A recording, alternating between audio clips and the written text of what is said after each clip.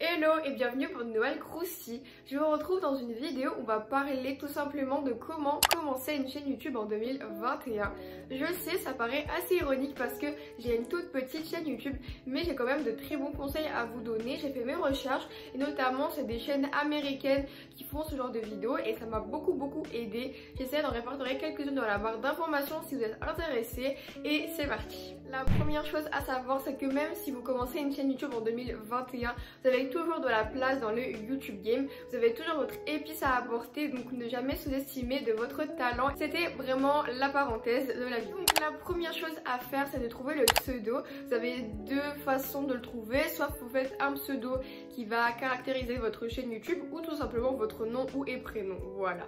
Dites-moi justement si vous pensez que je devrais changer une passionnée pour Camélia sur cette chaîne YouTube. Juste pour la chaîne YouTube, voilà. Quelque chose d'autre à savoir, c'est que quand vous commencez une chaîne YouTube, il faut connaître votre niche. Quel style de vidéo vous voulez filmer? Des vlogs, du lifestyle, du make-up, de la mode, ce genre de choses. Bien sûr, vous pouvez faire autre chose comme des courts-métrages, de la comédie. Il n'y a pas de limite. Moi, je vous recommanderais de faire ce que vous aimez. N'essayez pas tout de suite de rentrer avec les tendances, mais plutôt essayez de vous mettre confortable devant une caméra. Est-ce que vous avez le temps de faire des vidéos, sachant que ça prend beaucoup de temps pour filmer, trouver les idées, faire le montage, poster, interagir avec les abonnés, ce genre de choses. Donc directement quand vous commencez une chaîne YouTube, il faut tout simplement prendre en considération que ça va prendre beaucoup de temps de votre journée. Donc voilà, moi je vous recommanderais d'être régulière chaque semaine. Donc comme moi, je poste une vidéo par semaine, mais j'ai également des réseaux sociaux où je suis encore en vie. Voilà, je ne disparais pas après YouTube. Par la suite, quand vous voulez être régulier, je vous recommanderais de poster une vidéo minimum chaque semaine. Vous prenez une journée qui vous convient le mieux, comme moi, c'est les dimanches vers midi, heure canadienne, et 18h, heure française.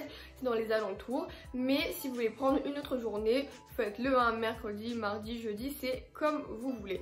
Moi, je vous recommande de commencer avec une vidéo par semaine, mais si vous voulez, vous pouvez en faire 2 voire plus, c'est vous qui choisissez. Maintenant on va parler d'algorithme YouTube. Alors premièrement, comment ça fonctionne? Alors il faut être régulière, vous pouvez poster une vidéo par mois si vous voulez, il faut que ce soit régulier. Donc chaque mois vous postez une vidéo, chaque semaine vous postez une vidéo et le même jour vers la même heure. Donc comme moi, chaque dimanche vers midi.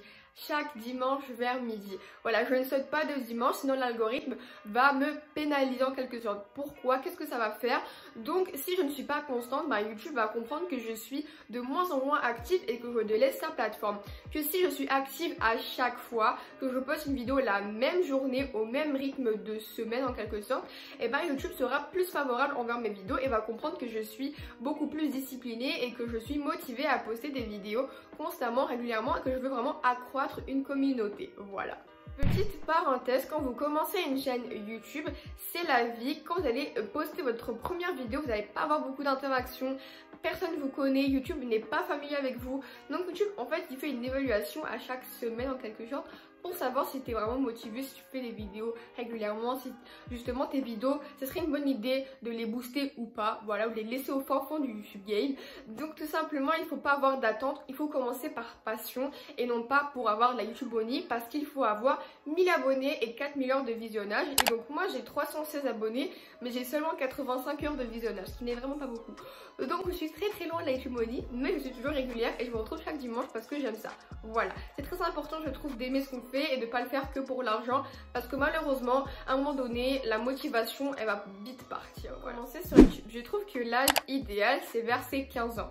Après moi j'ai commencé à 11 ans et je vais vous dire pourquoi je vous recommanderais pas. J'étais assez naïve, voilà, je comprenais pas trop les réseaux sociaux et j'aurais posté des dossiers mon gars, j'aurais pas été prête d'assumer aujourd'hui.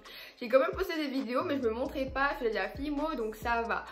Je me suis fait honte, mais j'ai réussi à mettre tout ça en privé avant que ce soit trop tard, voilà. Mais imaginez, genre vous commencez à 11 ans et que ça fonctionne et waouh, c'est une star de YouTube. Mais que ce que vous montrez, c'est genre votre lit pas fait derrière, il y a votre mère qui crie et qui passe l'aspirateur. Voilà, il faut quand même avoir un âge assez mature et il faut être conscient de ce qu'on poste sur les réseaux sociaux. Donc après, c'est vraiment à vos parents d'en juger, mais moi je trouve que 15 ans c'est vraiment un âge assez adéquat pour comprendre ce qu'on fait. Maintenant, on va passer à la partie matérielle. Quand même, on est en 2021 et la plupart des gens qui regardent les vidéos sur YouTube sont habitués à une belle qualité visuelle, audio et j'en passe. Moi, je te recommanderais de commencer avec son téléphone. Pourquoi? Bah, premièrement, un téléphone, c'est quelque chose que tu as déjà chez toi, donc tu n'as pas vraiment besoin d'investir. Et deuxièmement, si tu n'aimes pas, et ben, tu n'as pas besoin d'avoir une caméra dans ta maison qui va traîner. Voilà. Tout simplement, tu n'auras rien dépensé et ce sera pépite. Voilà. Après, si vous aimez, ben, tant mieux. Avec le temps, tout simplement, vous allez économiser pour acheter une caméra comme moi maintenant. Après, ça va prendre du temps, mais j'y crois. Donc voilà, moi je filme mes vidéos avec mon iPhone XR et franchement, je l'adore. C'est pépite. Par la suite, maintenant, il vous faut un trépied. Il faut quand même un petit peu investir. Donc les trépieds de nos jours, c'est pas ce qui manque sur le marché. Le mien vient de La Source, c'est un magasin ici au Canada. Il m'a coûté 15 $ au lieu de 30 et je l'adore.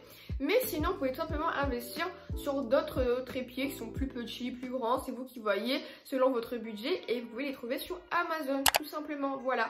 Je vous recommanderais, si vous avez du budget, d'acheter un grand trépied et un petit trépied. Mais bien sûr, ça va dépendre de votre budget. Par la suite, si malheureusement tu n'as pas beaucoup de budget pour t'acheter une ring light, je recommanderais de filmer des vidéos le matin quand le soleil est très tapant.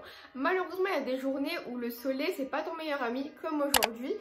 Ça sera assez compliqué de filmer des vidéos. Donc si tu as le budget, franchement, n'hésite pas et achète une ring light.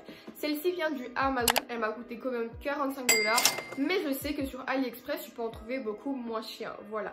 Il y a vraiment pour tous les budgets, ne t'inquiète pas sur ça. Ce qui est vraiment super, c'est que quand tu commences les vidéos sur YouTube et que tu as du budget, que tu t'achètes une ring light, il y a ce petit outil qui vient avec. Et qu'est-ce que c'est? Et en fait, c'est une petite télécommande que j'appelle, voilà. Mais en fait, comment ça fonctionne? On l'allume. Ici, ça se connecte en Bluetooth avec notre téléphone.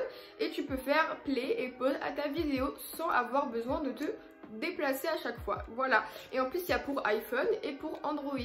Donc, aucune excuse. Et ça vient avec la première pile. Moi, je les adore. J'en ai deux en plus. Pépitos. Dernière chose que je vous recommanderais tout simplement d'acheter, c'est un micro. Vous inquiétez pas, celui-ci m'a coûté 3 $ sur AliExpress et je vous ai fait une vidéo où je l'ai comparé avec un autre micro d'Amazon que je vous mettrai dans le petit i juste ici. Je le valide à 100%, je l'aime beaucoup. En conclusion, qu'est-ce que vous avez besoin pour commencer les vidéos sur YouTube? Votre téléphone et d'un trépied.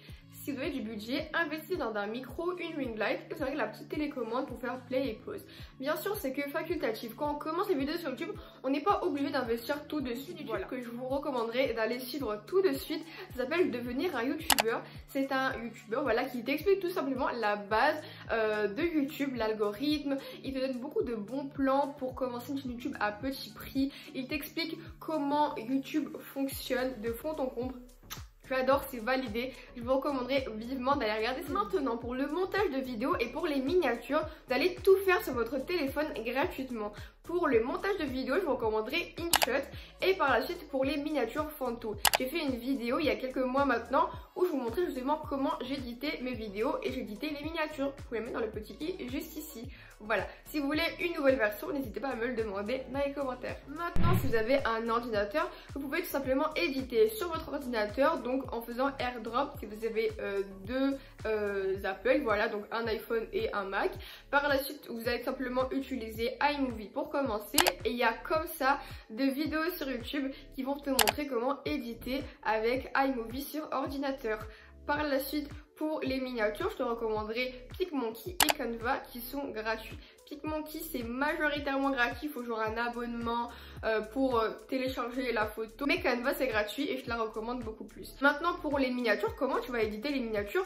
Il y a des vidéos sur YouTube, encore une fois, c'est comme ça que j'ai réussi à faire des miniatures assez potables. Donc sur Phonto et sur Canva et parfois sur PicMonkey. J'utilise parfois d'autres applications juste pour retoucher un petit peu la photo. Et voilà, c'est la fin de cette longue vidéo. J'espère sincèrement qu'elle vous aura été d'une grande aide. Si ça a été le cas, n'hésitez pas à me le faire savoir dans les commentaires.